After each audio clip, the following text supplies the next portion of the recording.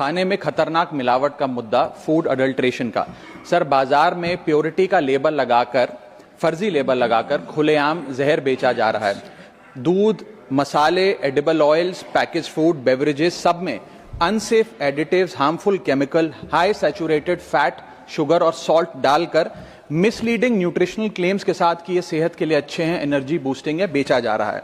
Sir, हालात ये हैं कि आप दूध खरीदिए तो उसमें यूरिया मिलता है, सब्जियां खरीदें उसमें ऑक्सीटोसिन है, पनीर के अंदर स्टार्च और कॉस्टिक सोडा है, आइसक्रीम में डिटर्जेंट पाउडर मिलता है, फ्रूट जूस में सिंथेटिक फ्लेवर और आर्टिफिशियल कलर, एडिबल ऑयल में मशीन ऑयल, गरम मसालों में ईंट का पाउडर और लकड़ी का चूरा, चाय में सिंथेटिक कलर, चिकन और पोल्ट्री आइटम में एनाबॉलिक स्टेरॉइड्स, शहद में शुगर सिरप और येलो डाई, यहां तक कि देसी घी में जो मिठाई बननी चाहिए वो भी वेजिटेबल ऑयल और वनस्पति से बनती है। सर, आप सोचिए कि जब एक मां अपने बच्चे को दूध का ग्लास देती है सोचकर कि इसमें कैल्शियम है, प्रोटीन है, मेरा बच्चा तंदुरुस्त बनेगा, उसे इस बात का अंदाजा भी नहीं है कि वे एक यूरिया और डिटर्जेंट का डेंजरस मिक्स अपने बच्चे को पिला रही है। सर, एक रिसर्च बताती है कि मिल्क के सैंपल्स में 71% सैंपल्स में यूरिया और 64% सैंपल्स में न्यूट्रलाइजर जैसे सोडियम बायोकार्बोनेट पाए गए। सर, इतना तो देश में मिल्क का प्रोडक्शन नहीं है जितना इस देश में दूध बेचा जा रहा है। सर, दवाइयों पे आ जाए, वेजिटेबल्स पे आइए सर। सब्जियों जिनको हम सेहत का भंडार समझकर खरीदते हैं, उसे ऑक्सीटोसिन का इंजेक्शन लगाकर फ्रेश, हरा भरा और उसकी ग्रोथ को एक्सेलरेट कर बेचा जाता है।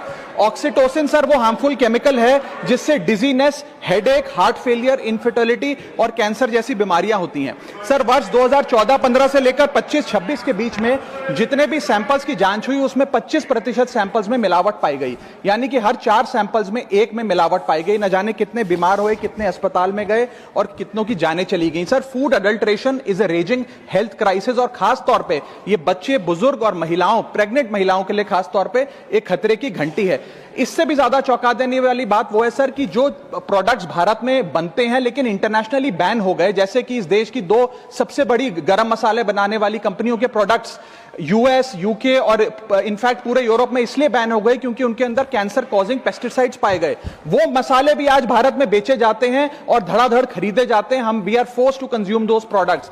सर, हालात यह है कि और देशों के अंदर जिन फूड आइटम्स को पालतू जानवरों को भी नहीं खिलाया जाता, वो हमारे देश में धड़ाधड़ ये कंपनियां बेच रही हैं। सर, मैं इस संदर्भ में कुछ सुझाव लाया हूं। पहला सुझाव, FSSAI जो हमारा रेगुलेटर है उसे मजबूत करिए, एडुकेट मैन पावर दीजिए, एडुकेट लैब टेस्टिंग दीजिए। दूसरा, जो फाइन्स और पेनल्टीज हैं वो फाइनेंशियली मैनेजेबल है, उनको बढ़ाने की जरूरत है।